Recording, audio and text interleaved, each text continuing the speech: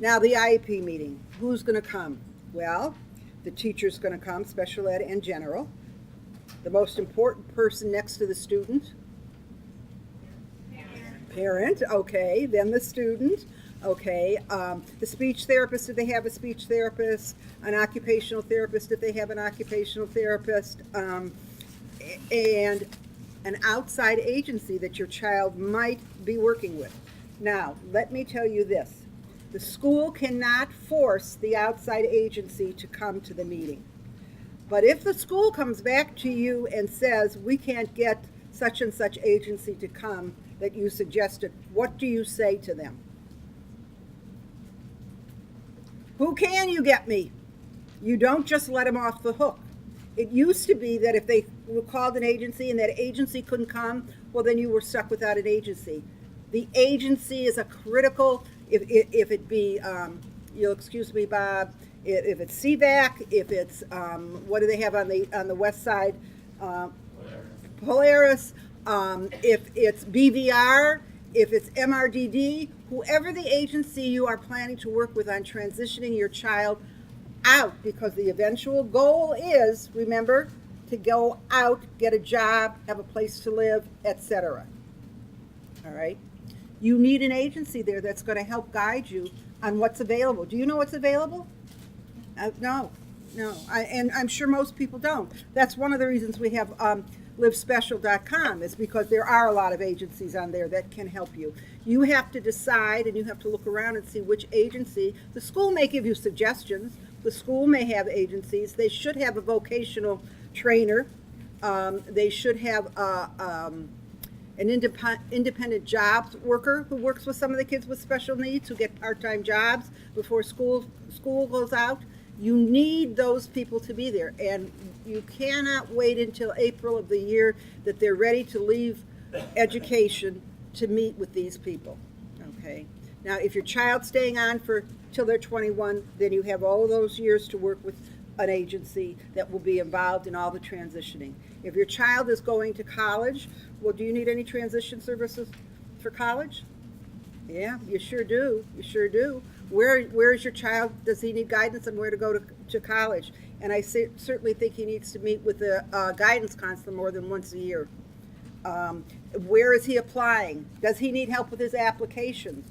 Okay, so that child will have agencies involved earlier because that child is planning to graduate at 18. The different agencies like CVAC and Polaris will stay with you until your child is 21. What happens at 21? They age out. You're done, okay? You're done. There's no more education, and you want them to be able to be ready to step out if they're going to live on their own, to know how to do certain life skills. You want them to know if they're going to have a job. Do they need to learn how to pay bills and write a checkbook? That's all transition. All transition.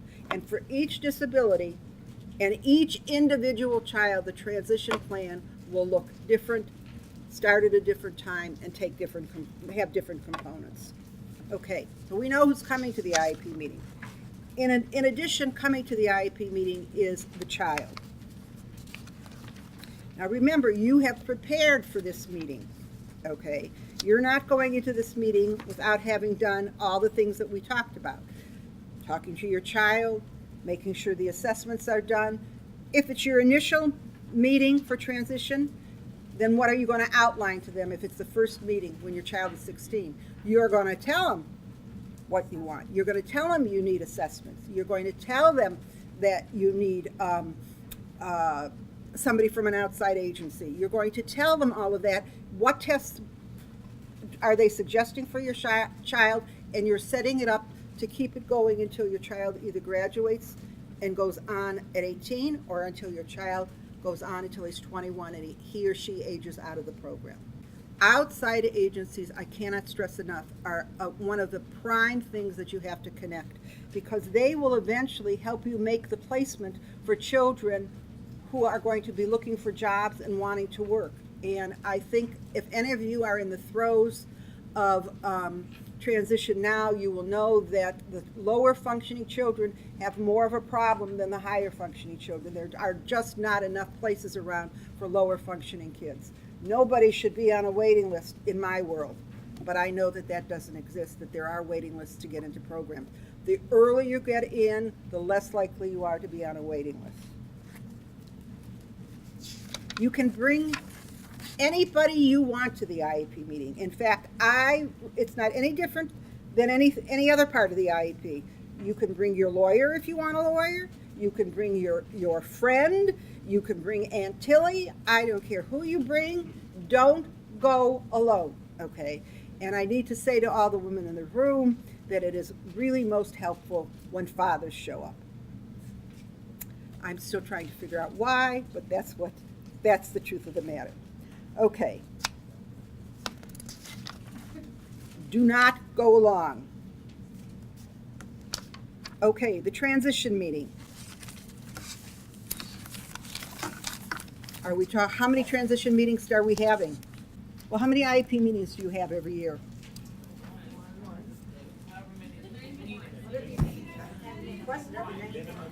I love to tell my audiences, okay, if you wish and if you think it is reasonable, you may have an IEP meeting every single day of the school year, okay? I don't recommend it. They'll get sick of you, but that is your right. Who can call the IEP meeting? I'm going to go back to some basics here. Who calls the IEP meeting? Anybody. How do you call an IEP meeting? In writing. In writing, you ask for an IEP meeting. Who do you copy on the request for an IEP meeting? Everybody. Everybody that's going to be at the IEP meeting. You and I always would copy the superintendent because they would want to know if I was in the building. So I always copied the superintendent. I never saw him. I never saw the superintendent. They never came to say hello, but they wanted to know if I was in the building. Okay. You're going to talk about what? Community services as they relate to instruction, employment, and life skills. You're going to talk about adult services and what is available. You're going to have an outside agency. You're going to talk about integrated employment and supported employment. You know what integrated employment is and supported employment is? If you don't, you need to find out what it is. You're going to talk about, could I define? Sure. Integrated employment is where you work with anybody else in any type of regular job. Supported employment is where you may need a coach, you may need an aide, or somebody like that to work with you. Now, don't misunderstand me. I don't expect this all to be in place on the first day that your child turns 16. What I'm telling you is this is what you need, and this is where you need to begin, and you cannot wait until the child is 18. Okay. You're going to talk about independent living. Some schools send children to special places to learn independent living. If they're going to live in an apartment by themselves, they have to know how to wash clothes. Did you know how to wash clothes before you went to college? No, I didn't. Okay, and my mother had to teach me. So she showed me how to use the washing machine. These kids need to know the same thing. They need to know how to, if they need something, where do they go to buy it? Do they have to write a check? Are they going to have to pay rent? That's all part of independent living. A student may opt out of an independent living goal and objective. But if they do, the IEP team must say why on the IEP. The IEP is the document that will tell you what you're going to get from the time the child first becomes eligible until he ages out or graduates.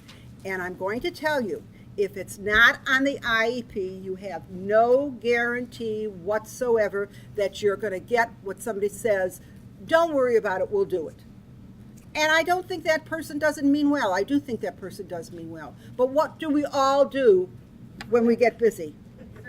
We forget, or we drop off what we can't do or what we don't have to do, okay? When we look for ways and don't get me wrong, I was a teacher. I have a lot of teacher friends. There are wonderful, wonderful teachers, speech therapists, everybody. But not everybody does as good a job as somebody else. And you need to have everything in writing.